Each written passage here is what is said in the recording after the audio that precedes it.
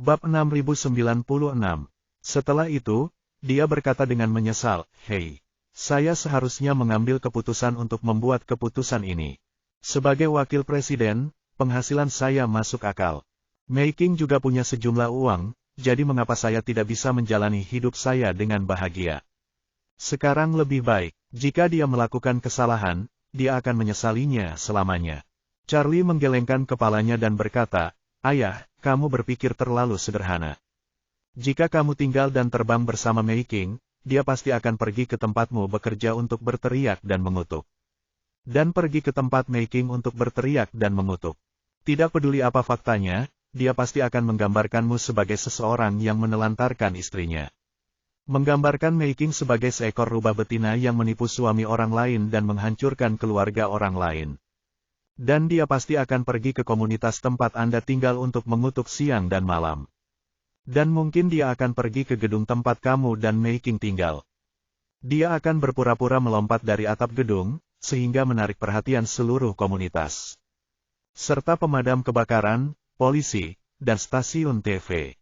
Apakah kamu lupa bahwa dia pernah mengutuk orang-orang di seluruh komunitas di rumah sebelumnya?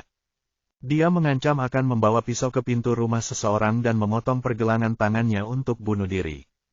Jika kamu masuk ke rumah orang lain melalui celah pintu, dan dia sangat terbuka untuk memaki orang asing, kenapa dia tidak mau mempertaruhkan nyawamu? Wajah Jacob menjadi pucat saat mendengar ini, dan tubuhnya gemetar tak terkendali.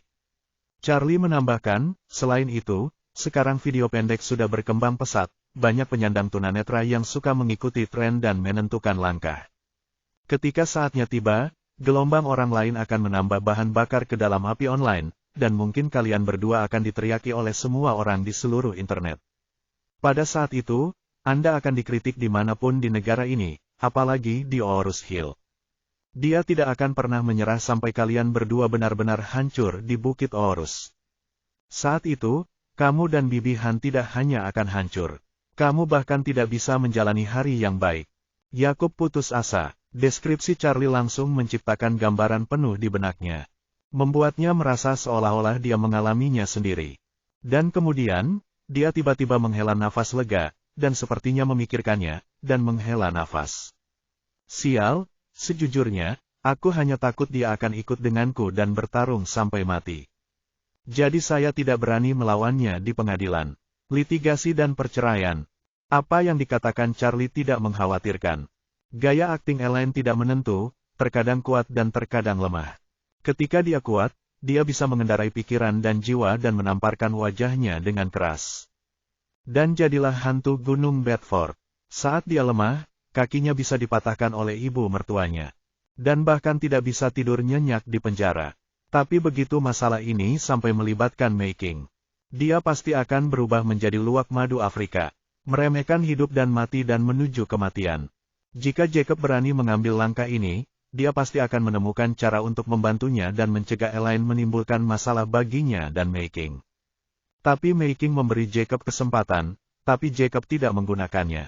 Jadi pilihan terbaik Jacob sekarang adalah mencari tahu secepatnya. Dan menyadari bahwa tidak mungkin dia bisa bertemu dengan Mei Qing. Selama dia mengetahui hal ini, dia akan merasa jauh lebih baik. Karakter Jacob selalu sangat pemalu dan stabil. Jadi ketika dia ditakuti oleh Charlie, dia tiba-tiba menjadi sadar. Memikirkan hal ini, dia hanya bisa menghela nafas, ada saatnya dalam hidup. Tetapi jika tidak ada waktu dalam hidup, jangan memaksakannya. Saya tidak bisa bertemu dengan Mei Qing lebih dari 30 tahun yang lalu. Sepertinya masuk akal kalau aku tidak bisa berkumpul sekarang. Sekarang aku hanya berdoa agar Elaine tidak mengetahuinya. Dan jika dia melakukannya, dia tidak akan membuat masalah. Jika dia benar-benar datang ke asosiasi kaligrafi dan lukisan untuk menimbulkan masalah. Saya sebagai wakil presiden, tidak akan punya wajah. Charlie mengangguk. Sambil tersenyum, dia berkata, "Jangan khawatir, Claire akan segera kembali. Jika dia mengetahuinya, Claire dan aku akan membujuknya bersama, dan itu mungkin akan segera berakhir." Setelah mengatakan itu, Charlie mengingatkan lagi. "Tapi ayah, kamu sendirian. Anda harus berhati-hati untuk menjaga jarak dari Mei Qing di masa depan dan jangan terlalu banyak berinteraksi. Jika tidak, meskipun Mei Qing menikah dengan Profesor Watt, Itu tidak akan menghentikan ibu untuk berpikir bahwa kamu masih menyimpannya di hatimu. Dan kamu curang secara mental. Terkadang Anda akan merasa tidak nyaman. Jacob berkata tanpa ragu, jangan khawatir. Saya tidak akan pernah mengunjungi universitas untuk lansia. Saat dia berkata, dia melipat tangannya di dada dan berkata dengan ekspresi kesal. Jika memang dimaksudkan untuk menjadi seperti ini, aku seharusnya tidak berada di sini. Saya seharusnya tidak terlalu bersemangat untuk melihat Mei-King ketika dia datang. Melihat bahwa dia sudah benar-benar menyerah dari lubuk hatinya. Mau tak mau Charlie menghela napas lega secara diam-diam. Baginya, dia tidak ingin melihat Jacob mengeluh sepanjang hari. Dan dia tidak ingin dia tetap merindukan Mei-King dan berubah menjadi anjing tua yang menjilati hingga menimbulkan masalah bagi pasangan itu. Solusi terbaik adalah tidak ada yang mengganggu satu sama lain. Pasangan itu menjalani kehidupan yang manis, dan Jacob terus pergi ke asosiasi kaligrafi dan lukisannya untuk menebus karyanya. Sehingga dia bisa banyak bersantai dan tidak perlu khawatir akan terjadi kebakaran di halaman belakang. Saat ini, Jacob bertanya kepada Charlie dengan sedikit cemas. Menantu yang baik, seberapa besar kemungkinan ibumu mengetahui hal ini? Bab 6097. Charlie berkata dengan enteng, menurut hukum Murphy, cepat atau lambat hal buruk akan terjadi. Kemudian, Charlie berkata lagi, masalah ini adalah sisa bom. Inti masalahnya adalah bagaimana meminimalkan dampak mematikan dari ledakan tersebut. Jadi ingat apa yang baru saja aku katakan. Setelah masalah ini terungkap, Anda harus melakukan segala kemungkinan untuk mengurangi dampaknya. Charlie juga tidak ingin Elaine membuat keributan. Dan jika dia melakukan terlalu banyak, dia dan Claire juga tidak akan bisa menunjukkannya. Jacob mengangguk seperti orang bodoh, menantu laki-laki, aku akan mendengarkanmu. Sebelum Charlie datang, Jacob masih marah karena Mei-King akan menikahi Pollard. Setelah Charlie datang, kini dia hanya khawatir Mei-King akan mengiriminya undangan. Pada saat yang sama, Mei-King dan Pollard sedang menegosiasikan daftar tamu untuk jamuan makan tersebut. Meski lingkaran pergaulannya berbeda, namun atributnya pada dasarnya sama. Hampir semua teman mereka berada di Amerika Serikat. Dan mereka hanya memiliki beberapa kerabat jauh di Tiongkok. Sedangkan untuk warga Orus Hill, keduanya memiliki beberapa rekan. Meskipun Mei-King memiliki beberapa teman sekelas, mereka hampir tidak memiliki kontak dengan mereka. Jadi Jacoblah yang masih sering dia temui. Jadi, keduanya berdiskusi mana yang harus diundang dan mana yang tidak. Mei-King adalah orang pertama yang menyarankan, mari kita bahas satu persatu. Mari kita bicara tentang teman-teman Amerika dulu. Ide saya adalah orang-orang ini tidak akan membuat pemberitahuan apapun. Lagi pula, tidak mudah untuk menempuh jarak sejauh itu.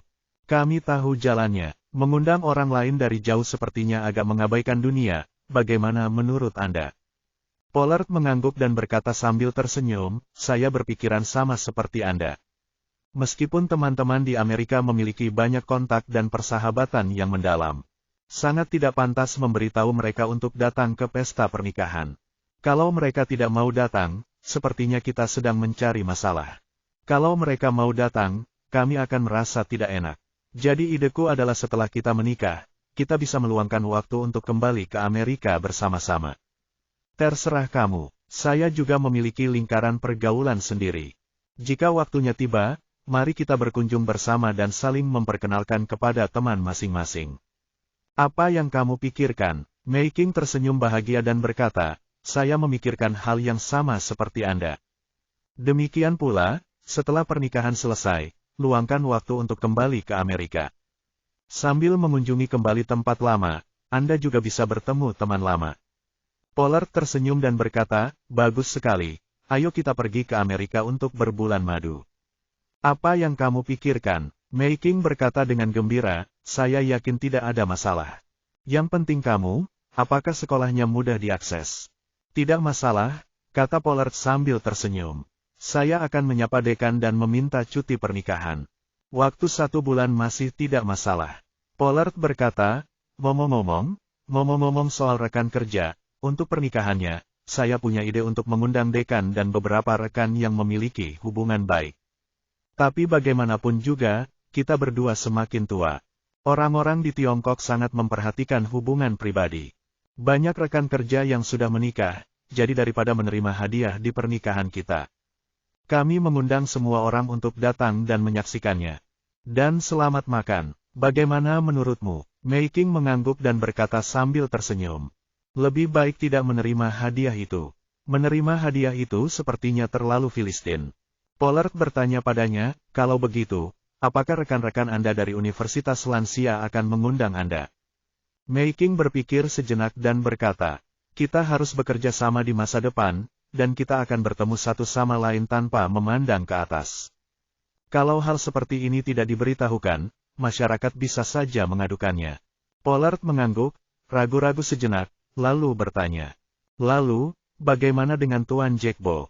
Mei Qing tersenyum canggung, ketika saya meninggalkan universitas untuk lansia hari ini, dia berkata dia ingin mentraktir saya makan malam.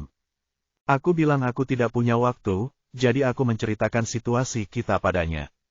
Masuk akal jika dia sudah mengetahuinya, kita juga harus mengundangnya. Pollard bertanya dengan heran, dia ingin mengundangmu makan malam. Apa dia memberitahumu alasannya?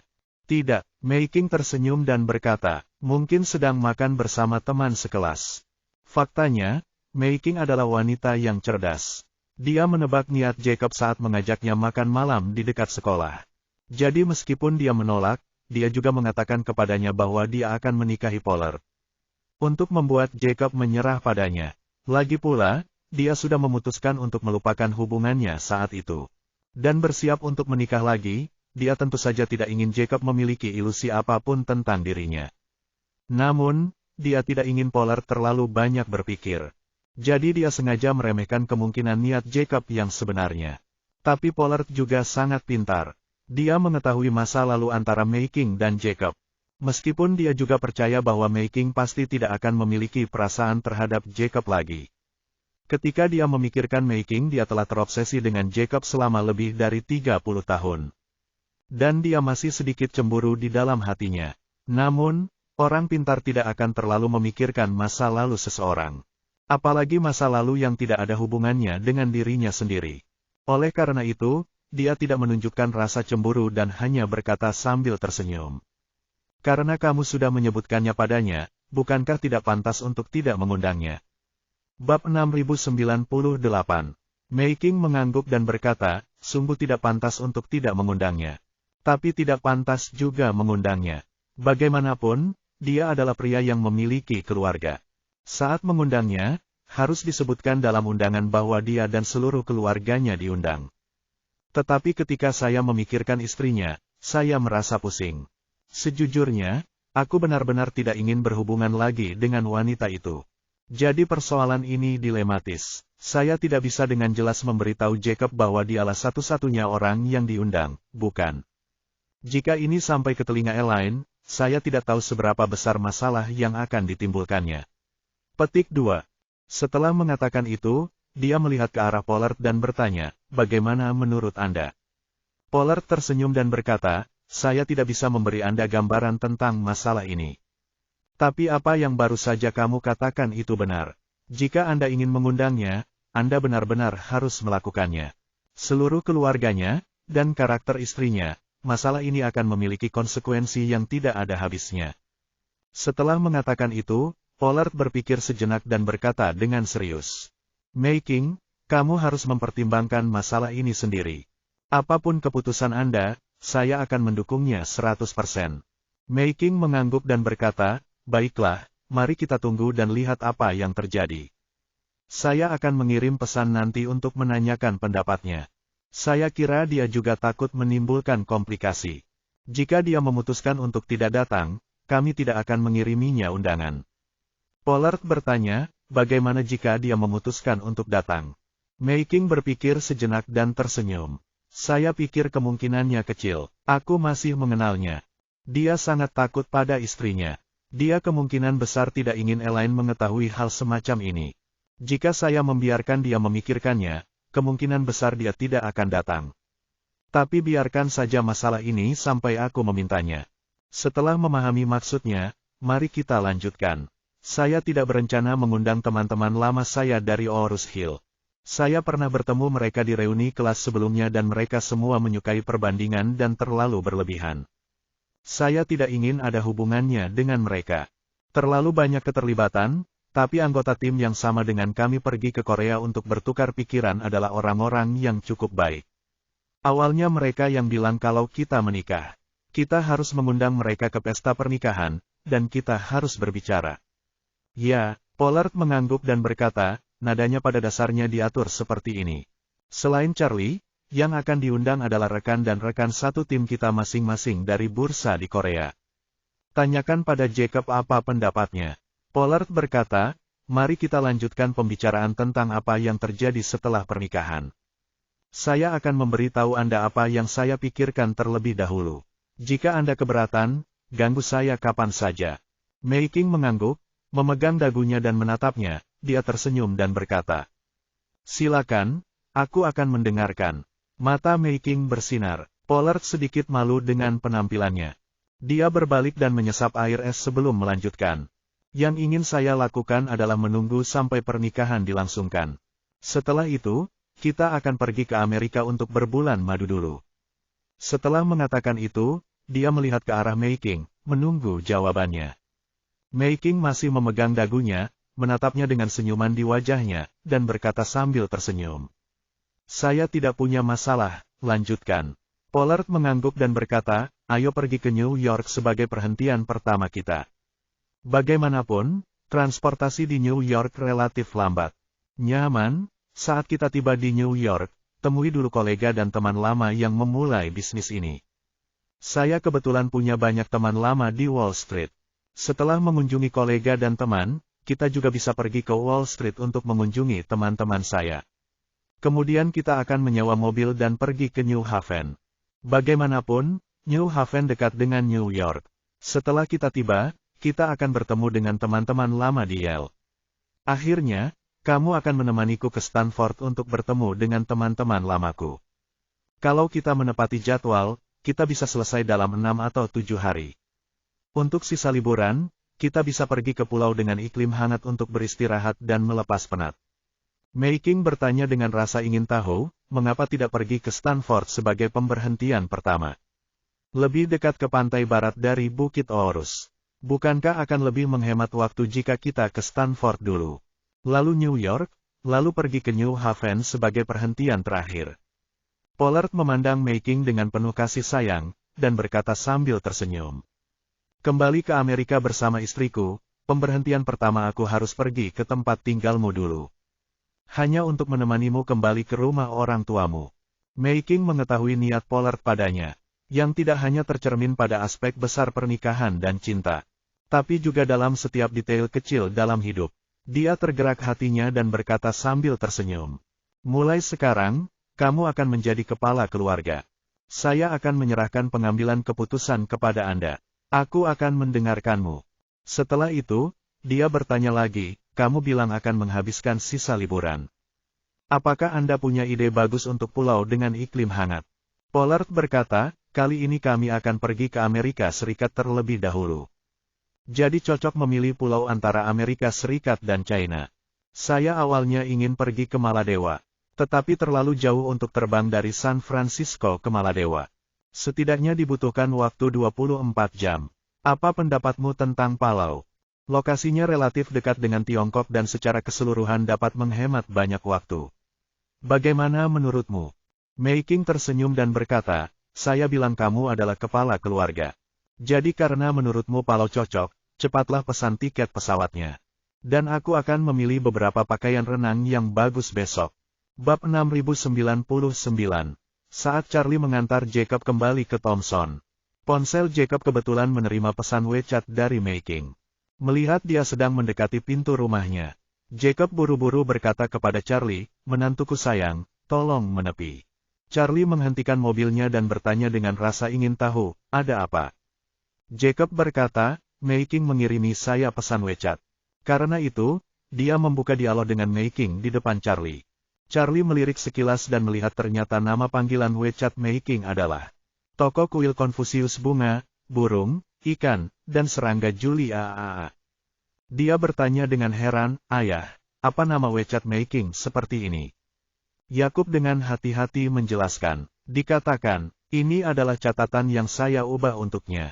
Avatarnya kebetulan adalah Iris. Jadi aku memberinya catatan tentang toko bunga, burung, ikan, dan serangga, terutama karena aku takut Elaine akan menyelinap ke ponselku. Saat dia mengatakan itu, dia melihat konten yang dikirim oleh Mei Qing dan berkata kepada Charlie. Mei Qing bertanya apakah saya ingin menghadiri pernikahannya dengan Pollard. Kalau begitu, tuliskan undangan untukku dan undanglah keluarga kita untuk menghadirinya.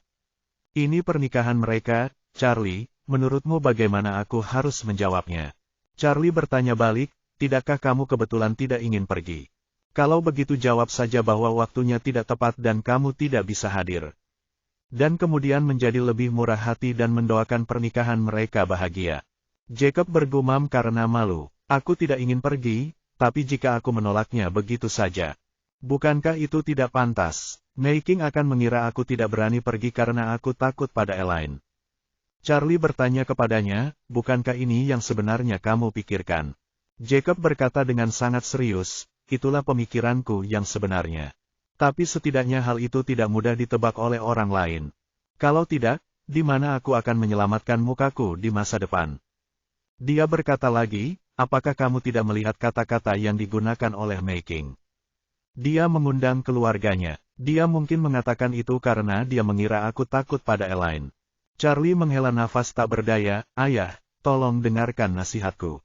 Saat ini, jangan berpikir untuk kehilangan muka. Jika Anda ingin meminjam uang dari lereng, ini adalah kesempatan terbaik. Pilihan terbaik Anda adalah segera memanfaatkan peluang ini dan menyelesaikannya dalam satu langkah. Jangan membuat masalah lagi, ini sudah berakhir. Jacob melambaikan tangannya dan bersenandung, aku bukan keledai. Mengapa saya harus menuruni lereng ketika orang lain memberi saya satu? Setelah itu, dia berkata dengan tatapan mendalam. Menantuku sayang, kamu tidak mengerti. Orang bilang pria harus punya wajah yang bagus. Meskipun saya tidak yakin tentang Mei Qing, saya pasti tidak bisa membiarkan mereka menertawakan saya di belakang saya. Saat dia berbicara, dia mengetik dan berkata kepada Charlie. Saya harus setuju terlebih dahulu karena dia telah mengirimi saya undangannya. Saya setuju dulu, lalu sehari sebelum pernikahan. Saya akan mengatakan bahwa ada sesuatu yang harus saya lakukan dan tidak bisa pergi. Charlie bertanya balik, kalau begitu, kamu tidak takut ibu akan mengetahui hal ini? Apa yang saya takutkan? Yakub cemberut. Mei Qing tidak akan pernah menghubunginya bahkan jika dia membunuhnya. Meski di undangannya tertulis untuk mengundang seluruh keluarga kita. Dia pasti akan mengirimkan undangan itu kepadaku. Selama aku tidak memberitahu, siapa yang tahu? Charlie menggelengkan kepalanya dan berkata, ayah, sebaiknya aku menyarankanmu untuk lebih berhati-hati. Tidak apa-apa, kata Jacob dengan percaya diri. Saya sudah mengiriminya pesan kembali, itu saja. Ini sudah berakhir. Melihat pekerjaannya telah selesai, Charlie tidak punya pilihan selain menghela nafas tak berdaya. Selama menurutmu tidak apa-apa, Jacob tidak menanggapi Charlie, tapi dengan terampil menghapus semua percakapan antara dirinya dan Mei Qing. Dan kemudian berkata kepada Charlie, ayo pulang. Bab 6100. Sisi lain. Mei Qing melihat jawaban Jacob dan sedikit bingung. Dia berpikir ketika dia menyebutkan mengundang keluarga Jacob. Yakub harus tahu bahwa selama dia membuat alasan dan mengatakan dia tidak punya waktu di hari pernikahan. Ini akan menjadi cara terbaik untuk menyelesaikan masalah tersebut. Tapi dia tidak pernah menyangka Jacob akan mengabaikannya, dan malah menjawab dengan sangat sederhana. Tidak masalah, keluarga kami berempat akan tiba tepat waktu. Mau tak mau dia menjadi bingung, dan berpikir dalam hati. Yakub, apa maksudmu? Apakah kamu benar-benar ingin membawa Elaine ke pesta pernikahan? Memikirkan hal ini, dia hanya bisa mengerutkan kening. Dia tidak ingin bertemu Elaine, apalagi di pernikahannya. Pollard, yang sedang menulis undangan, melihat ekspresi serius Mei Qing dan bertanya. Mei Qing, ada apa? Mei Qing berkata dengan jujur, Jacob membalas pesan itu. Dia bilang dia akan membawa seluruh keluarga ke pernikahan kami. Sangat, Pollard tidak memiliki sirkuit otak aneh seperti Jacob, jadi dia tidak bisa memahaminya. Dia berkata, masuk akal jika dia sangat takut pada istrinya. Jadi dia tidak seharusnya memberitahu istrinya hal seperti itu. Mengapa dia ingin membawanya ke pernikahan kita? Saya tidak tahu. Mei Qing menghela nafas, saya bingung dengannya. Saya tidak mengerti apa yang dia pikirkan. Pollard memikirkannya. Memikirkannya, dia berkata sambil tersenyum. Sejujurnya, aku bisa melihat bahwa dia masih memiliki perasaan lama padamu. Kamu tiba-tiba akan menikah denganku. Dia mungkin sedikit marah. Seluruh keluarga akan datang ke pernikahan kita bersama. Mungkin ada unsur amarahnya. Mei Qing menggelengkan kepalanya dan berkata, "Ini, saya tidak bisa berkomentar." Pollard tersenyum dan berkata, "Sebenarnya, bisa dimengerti kalau dia melakukan ini. Bagaimanapun, kita semua akan menetap di Aorus Hill di masa depan. Mengenai masalahmu, dia tidak selalu bisa menyembunyikannya dari Elaine. Mungkin dia ingin mengambil kesempatan ini untuk menembus kertas jendela. Rasa sakit jangka panjang lebih buruk daripada rasa sakit jangka pendek." Mei Qing menggigit bibirnya, sedikit bingung dia berkata, "Dari apa yang saya ketahui tentang dia di masa lalu, dia benar-benar memiliki kepribadian seperti burung unta. Jika singa ingin memakannya, dia akan memasukkan kepalanya ke dalam pasir. Bahkan jika dia tahu singa akan menggigitnya, dia tidak akan peduli kapan. Lupakan saja, tapi jika kamu ingin dia menarik kepalanya keluar dari pasir dan memilih untuk menghadapinya secara langsung. Ini benar-benar mustahil." Setelah mengatakan itu, Mei Qing menambahkan, menurut gaya perilakunya sebelumnya, dia tidak akan pernah mengambil inisiatif untuk memberitahu Elaine tentang kepulanganku. Jika dia tidak tahu, berarti dia telah menghasilkan uang. Pollard mengerutkan kening dan berkata, "Jika Anda berkata demikian, maka keputusannya memang agak aneh." Setelah itu, dia bertanya, "Apakah Anda ingin saya menelepon Charlie dan bertanya?" "Lupakan." Mei Qing melambaikan tangannya dan berkata, "Bagaimanapun, Charlie adalah menantu Jacob. Tidak pantas bagi kita untuk berspekulasi tentang Jacob di belakangnya. Mari kita tunggu dan lihat apa yang terjadi. Ada banyak tamu di hari pernikahan, jadi kami tidak takut Elaine mendapat masalah dengan kami. Lagi pula, bukankah kamu mengundang Charlie untuk menjadi saksi? Dengan Charlie di sini, saya yakin Elaine akan sedikit menahan diri." Mei Qing menambahkan, "Jika bom waktu Elaine dapat dipecahkan pada kesempatan ini, itu bukan hal yang buruk, tapi aku tidak tahu apakah Jacob akan ditangani oleh Elaine secara pribadi. Setelah pernikahan selesai, ingatlah untuk mengingatkan Charlie dan memintanya untuk lebih memperhatikan saat dia kembali." "Tidak masalah." Pollard mengangguk setuju dan berkata, "Kemudian saya akan menulis undangan kepada Yakub dan mengundang dia serta keluarganya untuk hadir." Mei Qing mengangguk dan berkata, "Oke, tulis saja seperti itu." Pollard bertanya lagi, "Ngomong-ngomong, bagaimana aku harus memberikannya padanya setelah aku selesai menulisnya?" Mei Qing berkata, "Saya akan memberikannya padanya. Dia akan mengikuti kelas kaligrafi dan melukis modern di universitas besok. Aku akan memberikannya padanya ketika waktunya tiba."